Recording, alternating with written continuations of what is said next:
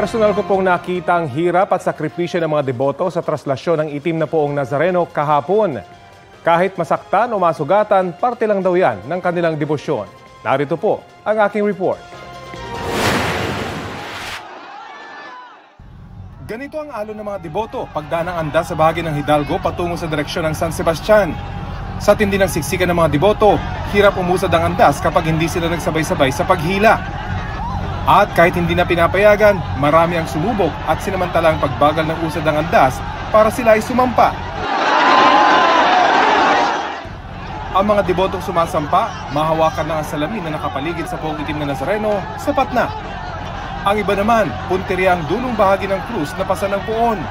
Ang isang ito, todo ang yakap at halik sa dulo ng krus na wala nang magawa ang mga ihos.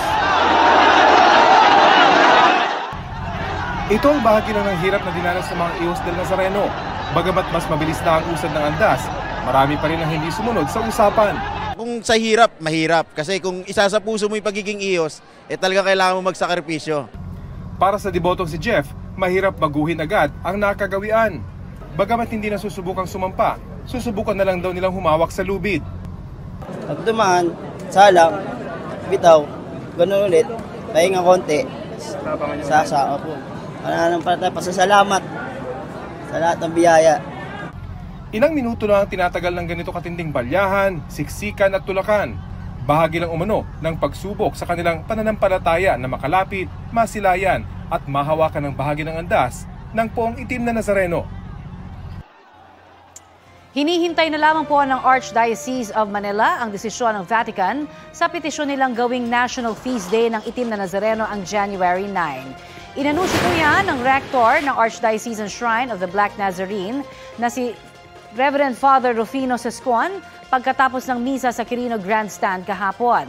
Naaprubahan na po yan ng Catholic Bishops' Conference of the Philippines noong July. Bilang National Feast Day, magiging nationwide religious event na ang pagbibigay pugay sa itim na Nazareno. Sa January 29 naman, formal nang idedeklarang National Shrine ang Minor Basilica of the Black Nazarene o mas kilalang Quiapo Church. Kapuso, alamin ang maiinit na balita. Bisitahin at mag-subscribe sa GMA Integrated News sa YouTube. Sa mga kapuso abroad, samahan nyo kami sa GMA Pinoy TV at sa www.gmanews.tv.